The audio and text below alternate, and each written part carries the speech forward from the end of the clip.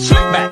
No, no, slick back. That's what I said. Slick back. No, nigga, I'm a pimp named Slick Back. Pimp named Slick Back. Pimp named Slick back. Nigga, are you deaf? I'm a pimp named Slick. Pada suatu masa di suatu daerah di Bukit Batu, Kabupaten Bengkalis, terdapat sebuah kapal yang bernama Lancang. Kapal tersebut ialah kepunyaan seorang raja yang dikenal dengan nama Datuk Laksamana Perkasaan. Pada suatu hari, para dayang pun datang menuju istana nak menampilkan sebuah tarian dalam rangka merayakan hari jadinya kapal Lancang ini. Sang raja pun terpikat dengan salah satu dayang dan mengajaknya untuk berkenalan. Nama gadis itu ialah Zubaidah. Zubaidah ialah seorang gadis yang tak lagi memiliki emak dan bapak yang berasal dari bintang. Raja pun jatuh hati pada dia.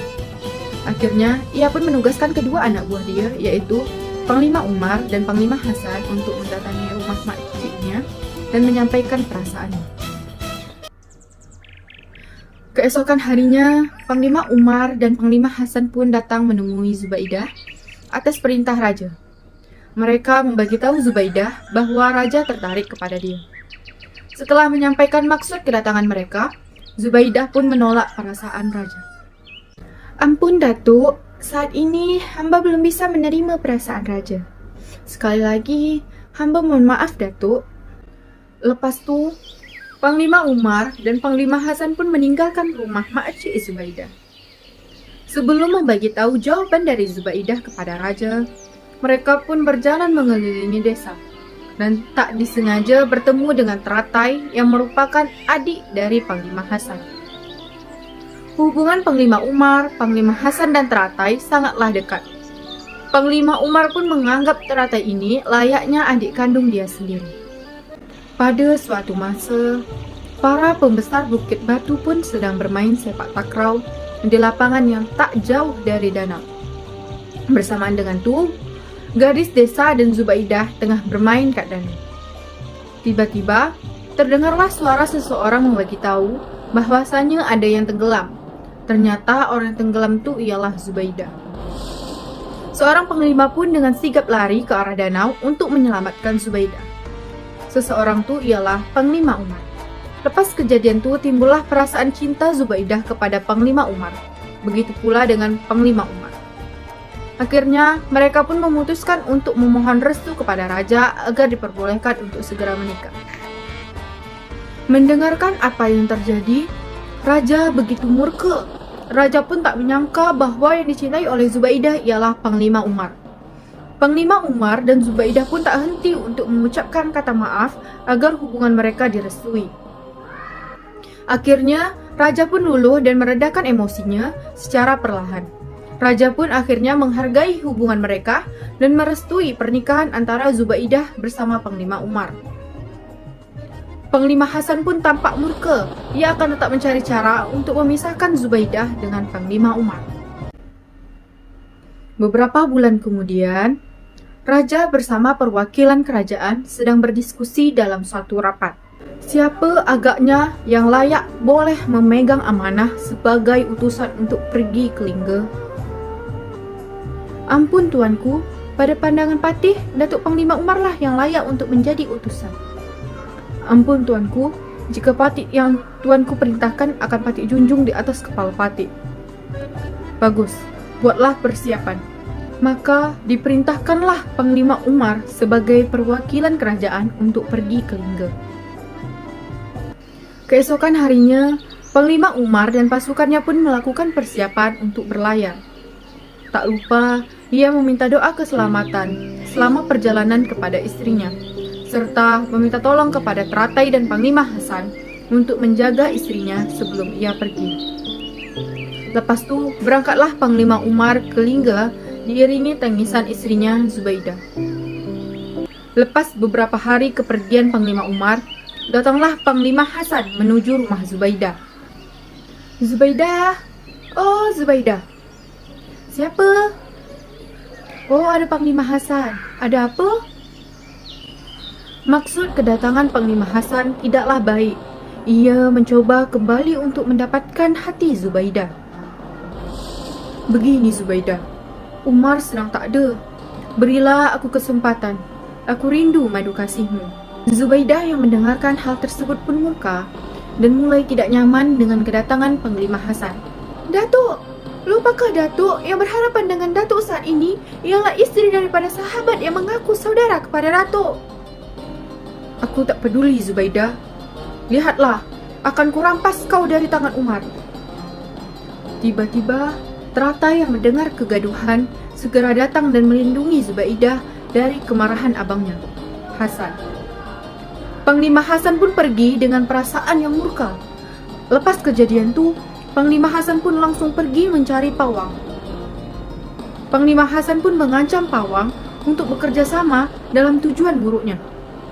Tuk Pawang, Patik ingin Tuk Pawang dapat membantu Patik dalam membalas perbuatan Zubaidah.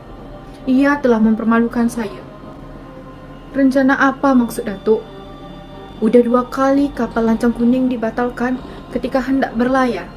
Inilah kesempatan kita untuk menjadikannya sebagai alasan. Saya mau Tuk Pawang sembahkan kepada Raja. Katakan bahwa kapal lancang kuning minta disemah dengan darah perempuan bunting sulung. Kalau tidak, pelayaran terkendala dan Raja akan mendapatkan bencana. Hamba tak berani, Datuk. Hamba tak pernah membawa pesan dusta ke bawah duli. Kalau Tuk Pawang tak ikut kemauan saya akan semah lancang kuning dengan darah Tuk Pawang. Pawang yang terpaksa mengikuti keinginan Panglima Hasan pun akhirnya pergi menghadap Raja ke istana, melaksanakan rencana jahat dari Panglima Hasan. Ia menyampaikan pesan kepada Raja bahawa pelayaran kapal lancang kuning dapat dijalankan apabila terdapat sesajen atau semahan.